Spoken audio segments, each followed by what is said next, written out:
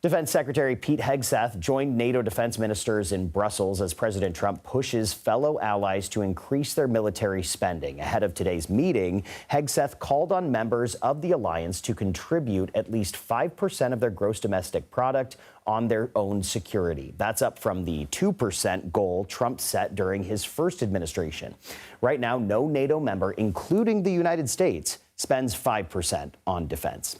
CBS News senior national security correspondent Charlie D'Agata joins me now. Charlie, good to see you. What's driving the Trump administration in pushing for this increase in defense spending? Yeah, so Tom, the Trump administration has long campaigned for NATO partners to pony up, even going back to his last previous presidential term. And it has been effective. People, even in NATO, call it the Trump bump, which has seen some, if not all, countries increase their spending. The argument being that the self-defense of their own country strengthens the alliance. But as you said, that is a significant step forward from 2%. Even the United States spends around 3.4% of its GDP, but that is a Goliath of spending versus other NATO members. That's worth almost $900 million, about to be $1 trillion in the budget next year. But even that's short of the 5% of America's GDP. So a lot of NATO countries, including Secretary General himself, they're kind of open to a proposal that would see defense spending away from like weapons and hardware, tanks, et cetera, and like investments into technology, logistics, and infrastructure, and spread over a longer period of time.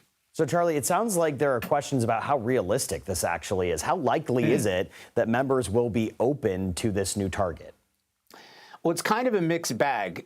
Secretary Hegseth said today, I mean, he's optimistic. He said they're almost near consensus, and we'll get them there, at least in terms of a broad agreement by the end of this month. There's another meeting in The Hague on the 24th, I think, of June.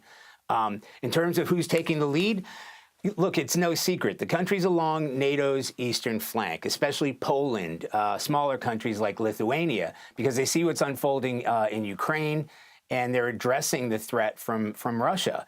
Countries like Britain and France have been consistent, but even they fall well short of that 5% goal. Recently, Germany announced new measures. Britain announced new measures in bringing its military and its military industrial base up to measure.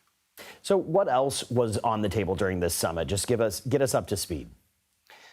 So Ukraine is obviously at the top of the agenda, right? Especially considering the escalation, as we've seen, the attacks that Ukraine launched, the drone attacks on the airfields in Russia, Russia unleashing guided missile strikes on cities in the east like Kherson and Kharkiv. I can tell you my colleagues and friends in Ukraine say there is widespread alarms going off tonight, so they're bracing for more. But Hegseth fell short of attending a separate previous meeting, and it's important to point this out. It's called the Ukraine Contact Group, and this is a group that was originally set up by his predecessor, Lloyd Austin. Last time, Hegseth attended via video conference. This time is the first time he has sat out altogether, which is kind of an indication of the administration distancing themselves from the war in Ukraine. Of course, they may have already discussed troop deployment in that European theater because there are fears in Europe that the United States may be considering drawing down troops there and redeploying them to the Indo-Pacific. Charlie D'Agata covering a lot of ground from the Pentagon tonight. Charlie, thank you. Thank you.